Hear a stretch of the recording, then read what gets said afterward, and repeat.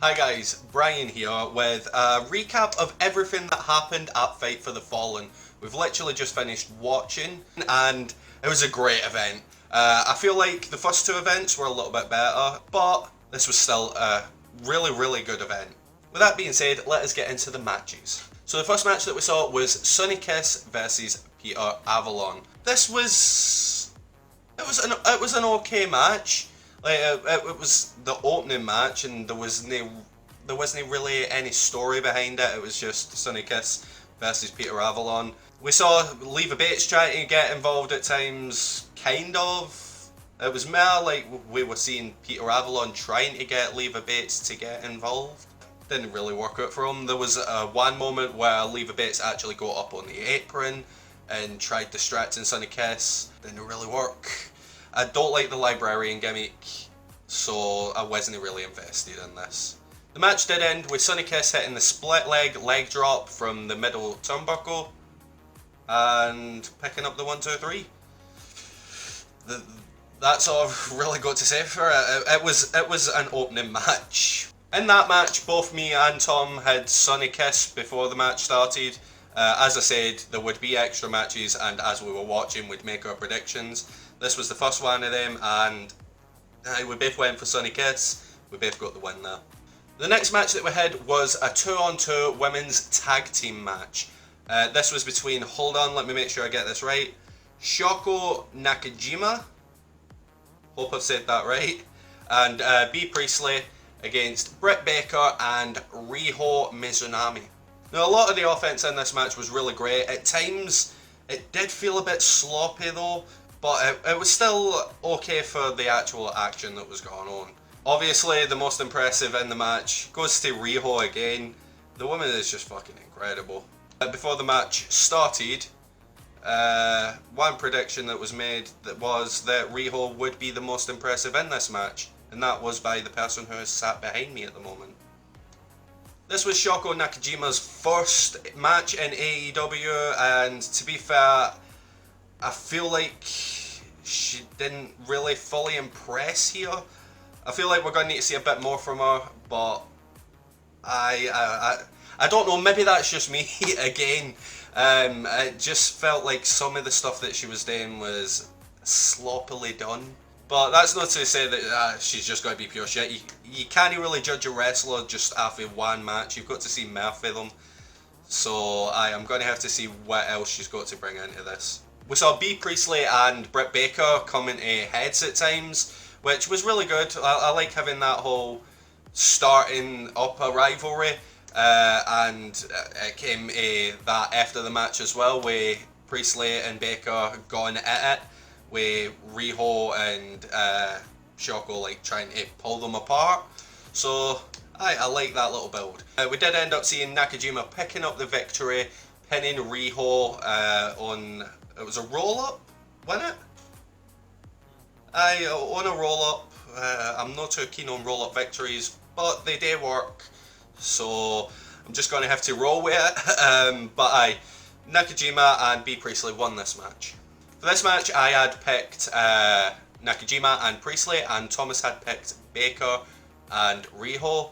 So I picked up the win on that one. So those were the matches on the buy-in. Now we move on to the main show, and the first match that we saw was Shawn Spears, MJF, and Sammy Guevara versus Jimmy Havoc, Joey Janela, and Darby Allin. Now this was a really good match, but I feel it focused a lot more on building heat between MJF and Shawn Spears, because there was a lot of times that they were just butting heads, and I think that's to go back to the whole Spears attacking Cody. You even got to see this moment where MJF did a cartwheel, then went up to Spears, did the whole 10 straight in his face, and then middle fingers straight up at him. I like those moments. Speaking of middle fingers, I think we counted, was it about 9 or 10 from Jimmy Havoc? Jimmy Havoc just loves swearing at people. I love it. Sammy Guevara had a great little spot in the match where he was just going back and forth with Tope Suicidas and corkscrews, just back and forth in the ring. Sammy Guevara was, like the commentary said, he was probably the most overlooked in this match, and To be fair, actually thinking about it, I think he was the most overlooked, because on one side you've got the team of the Crazy Bastards, and on the other side you've got Sean Spears, who had just been in that big thing with whacking Cody, MJF, who was obviously like Cody's underling, so Sammy Guevara was just there, kind of. But he showed just why he deserves to be in big matches. Like, he just looks awesome. The match ended up finishing with Spears hitting Death Valley Driver onto Darby Allin and picking up the 1, 2, 3. So it was a really good match. I feel like it could have been better. Maybe it focused too much on the whole Sean Spears side of things, but it was still a really good match. Next up, we got an interesting one. This was Brandy versus Ali. Now, straight from the get-go, we had Brandy going to shake Ali's hand, and then Kong's music hit. Awesome Kong came out to the ring, and well, we just knew what was going to be happening going forward with this match. Thomas just interrupting my train of thought there. Yes, he called it. He's over the moon with the fact that he called it. Do you want to brag? Go on then, brag. He was sat there the whole time. Every time the commentary team turned around and says, "Nobody saw this coming," Tom sat there, "I did! I saw it coming!" I'm like, shut the fuck up, Thomas. Well, I did see it coming, didn't I? I don't care if you saw it coming. The action in the ring was pretty good, but I think the thing that stood out more was Brandy playing to the whole heelish tactics. I like that, just having the ref distracted at times so that Kong could like do these little leg grabs and things like that, or just squaring up to Ali. They had Ali distracting herself by going up to Kong, which I didn't really get. Ali was just distracting herself there. Brandy did end up winning the match by poking Ali in the eye and then hitting her with the bionic spear, which wasn't the best spear. But she hit it and got the 1, 2, 3. And then Brandy and Kong started both attacking Ali, and then out of nowhere, Aja Kong's music hit, and we had this brilliant little square up between Awesome Kong and Aja Kong. Looks like we might be building towards either Aja Kong versus Awesome Kong or an actual tag team match, where it's Aja Kong teaming up with Ali to take on Brandy Rhodes and Awesome Kong. The next match that we move on to was another tag team triple threat for first round bye. I don't understand the rules to this. Please don't ask me the rules. It's a thing. It's a first round bye thing that happens. There you go. It was the Dark Order versus Jungle Boy and Luchasaurus. I am so fucking happy that that's a thing. And Jack Evans and Angelico, or Angelico. I don't know how to pronounce it. I love the intro that they gave to Jungle Boy and Luchasaurus. It was a boy and his dinosaur. It's just fitting. They don't need an actual tag team name. A boy and his dinosaur. They were also accompanied by Marco Stunt, who would get involved later on in the match. And he would also be ejected from the match because, well, he wasn't supposed to get involved. But, pretty sure triple threat rules. Might be wrong. I think the standout person in this match was probably Luchasaurus. Luchasaurus looked fucking great. They even had this little moment when nobody wanted to be in the ring with Luchasaurus. We saw Evil Uno go over and tag in Angelico, who then went, fuck that, and tagged in Jack Evans, and he was like, you can do it, go and get him, go and get him. And ultimately that didn't work, and Jack Evans got fucking cleaned.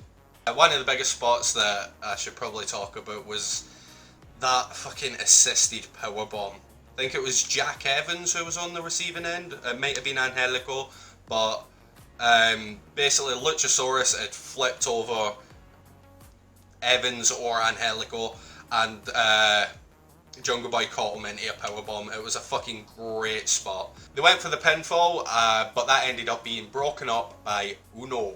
The Dark Order would then go on to actually win the match by hitting a senton and splash.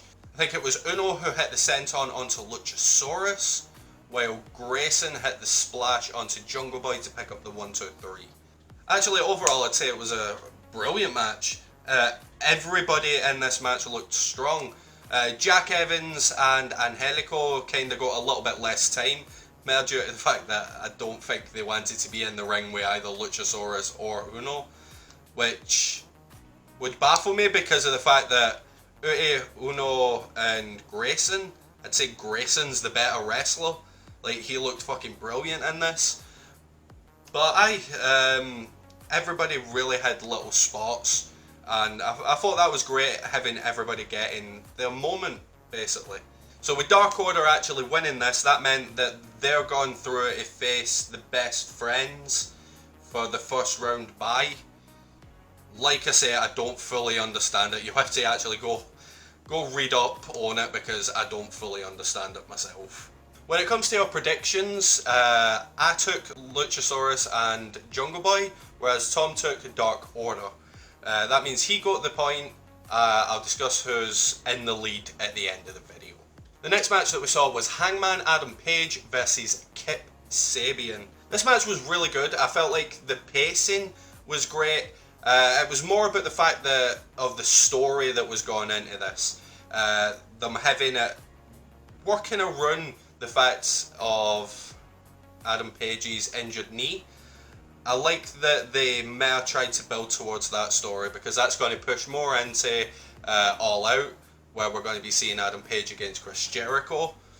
So I like them pushing more on that because it's going to push more for Chris Jericho to have a body part to work on during that match. There was a lot of great offense from both men in this match, but the biggest spot probably has to go to Adam Page when he lifted up Kip Sabian for a powerbomb, but then threw him onto the ramp on the outside. The spot looked great.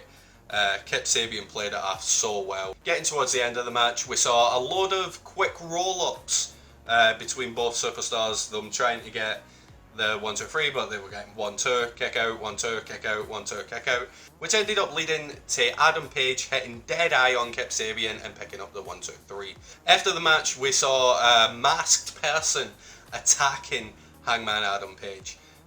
We all know who it was. I mean, come on, it's kind of his thing now. Chris Jericho came out wearing a mask, absolutely twatted Hangman Adam Page, took the mask off. The fans are all chanting, "Thank you, Jericho," and then Jericho just gets up on the ropes and does that to the fans. I love the way he always plays with the fans. Adam Page looked absolutely fucking torn up. Massive bruise right here. He'd been cut open above his eye. Moving on to another great match, it was the Lucha Bros versus SCU. One of the big things that happened during this match was the Lucha Bros attacked Christopher Daniels. Didn't it look like he'd done anything? Did I miss anything? I don't think I missed anything. I think they just went after Christopher Daniels. But Christopher Daniels would then actually get his own back, but it would cause him to be ejected from the match. I mean, to be fair, at that point I would have said it would have been a disqualification, but it does come down to referee's discretion, I guess. So, okay, I'm happy with it. One spot that I thoroughly enjoyed was Pentagon hitting the Canadian Destroyer onto Scorpio Sky. It's one of them, I love that move. Like, it's one of my favourite moves in wrestling, so I thoroughly enjoyed that. But after hitting the Canadian Destroyer, they did then hit the Pentagon Driver and double foot stomp combination to pick up the 1, 2, 3. After the match, Christopher Daniels did come back to the ring, but then all three members of SCU were blasted with a ladder, and then the Lucha Bros climbed the ladder and challenged the Young Bucks at All Out to a ladder match. These two teams, it's one of them, I'm not actually getting sick of seeing these two facing off. Now we move on to what I consider match of the night. This was Kenny Omega versus Shima. This match had everything. It had high octane moves. It had the whole what the fuck moments. You love those moments in wrestling, the full on what the fuck moments, not what WWE go, this was a moment that happened. It is now a what the fuck moment, or WTF moment. the big WTF moment. It was when Shima actually went for the Meteora from the fan stand onto Kenny Omega, who had cleared the little table that had the ring bell and that on it, and bam, he just full on hit half of it.